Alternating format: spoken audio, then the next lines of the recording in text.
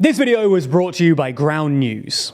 Earlier this month, UBS released the 4th edition of its annual Global Wealth Report, where the Swiss bank claimed that Russia added $600 billion of total wealth in 2022, and that the number of Russian millionaires rose by about 15%.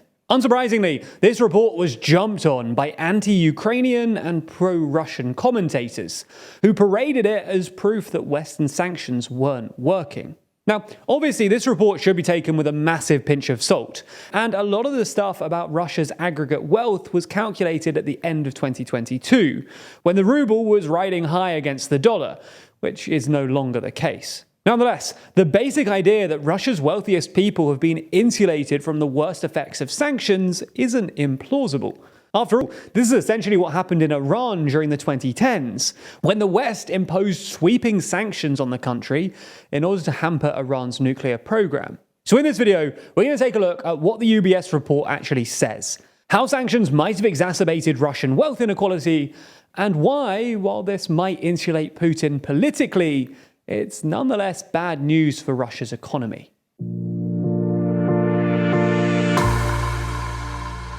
Before we start, if you haven't already, please consider subscribing and ringing the bell to stay in the loop and be notified when we release new videos. So, let's start by taking a look at the report itself. According to the report, which was published earlier this month but only goes into data for 2022, last year global wealth declined for the first time since 2008, with the world's total private wealth falling by 2.4%.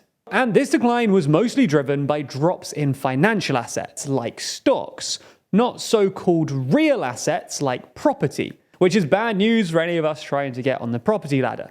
And this decline was also relatively uniform across the world, with most countries seeing their wealth decline by a couple of percentage points.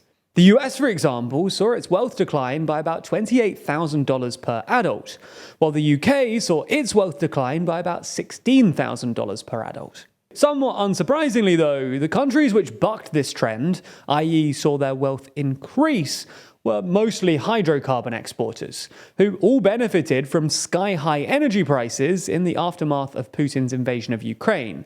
These include countries like Norway, the UAE, and Russia.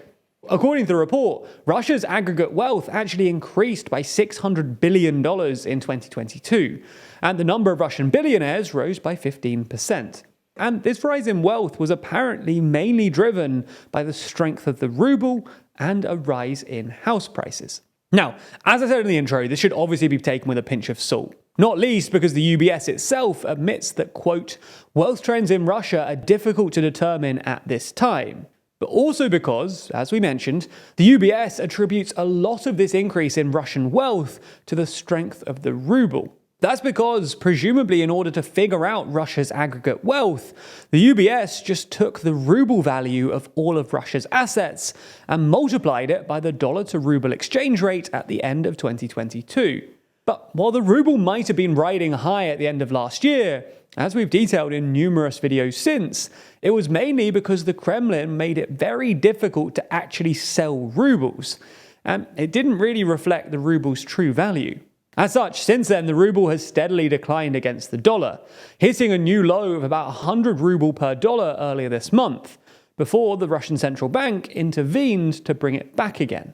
You get the idea then. The UBS claims that Russia was getting wealthier because of the strength of the ruble, but well, the ruble isn't very strong anymore, so the UBS's report at least overstates the increase in Russian wealth. It's also worth mentioning that other polling suggests that ordinary Russians don't feel any wealthier. Polling conducted by Impulse in mid-August, for example, found that most ordinary Russians feel poorer than they did before the war began, and as such, many are cutting back on everyday spending. Now, at a first glance, these two things feel a bit contradictory. How can Russia's total wealth and the total number of Russian billionaires be increasing, all while your average Russian household is getting poorer? Well, the obvious answer is that Russian elites have been better insulated from sanctions than ordinary Russians have been. And this is pretty plausible, for at least a few reasons.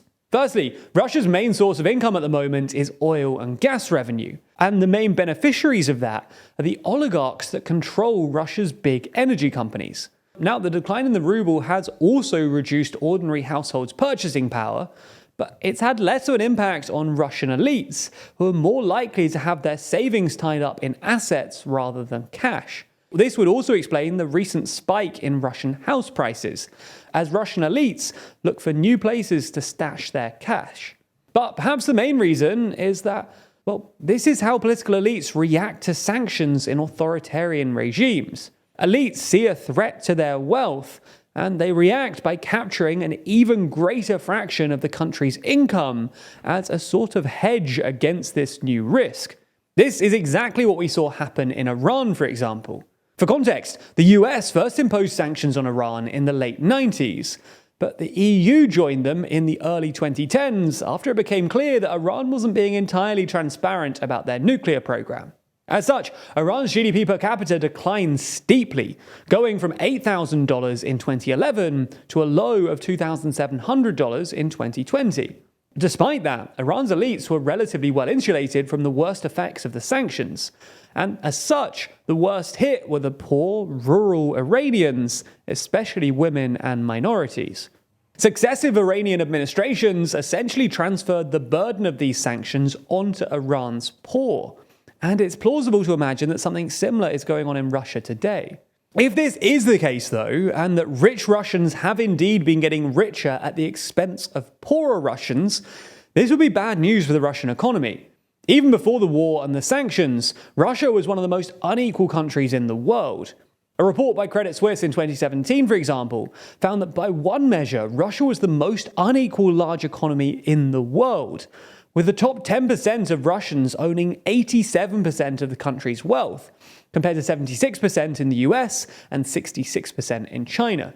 Now, more inequality here will mean a weaker domestic market, which will make Russia even more reliant on hydrocarbon exports than they were in the past.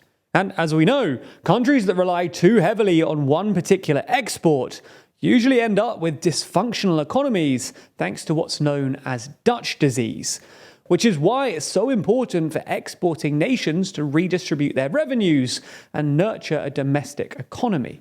It's also not good news for Russia's political stability either. Rampant inequality is never good news for incumbent governments, even if they're not democracies. And academic analysis has found that sustained periods of super high inequality often end in violence and revolution. Honestly, this is something that the Kremlin ought to be keeping a close eye on, especially given Russia's long history of revolution and Wagner's attempted coup a few months ago. In fact, it's not just the Kremlin. We all ought to be looking out for this, because this really could be a major development not only for the war in Ukraine, but also for Russia more generally. And the best place to follow this story on is with Ground News, a website and app designed to help take the power of the media into your own hands. Here's how it works. Every day, Ground News ingests over 50,000 articles from all over the world, and then they organize those articles by story. For each and every one of these stories, you can see how many sources are reporting on the topic, as well as checking out the political leanings of these sources and how they balance out at a group level. You can then compare the headlines of each source to see how they're reporting on the same story, as well as reading each and every article without ever leaving the app. For example, take this story about Wagner's Prigozhin appearing to be in Africa. Ground shows us that 55 different news outlets are reporting on it, with us able to examine their bias and find that 36% of the sources lean left, while just 21% lean right. You can then swipe through some of the different headlines, comparing how different outlets cover the same story. As such, Ground News is a super useful tool for our current media landscape, and I honestly think an app like this will only become more essential as our media landscape continues to evolve. Now, our team at TLDR likes Ground News so much that we've decided to offer a 30% discount on the Ground News Vantage plan to all of our viewers. And that includes access to a feature called My News Bias, which is basically a dashboard for your news diet. Sign up to find out how your reading habits change over the next week. What are your top sources? Are you engaging with diverse perspectives? What about your favorite topics? Find out with Ground News Vantage, which is 30% off only using our link. So make sure that you go to ground.news/TLDR or click the link in the description to get started and support an independent news platform working to make the media landscape more transparent.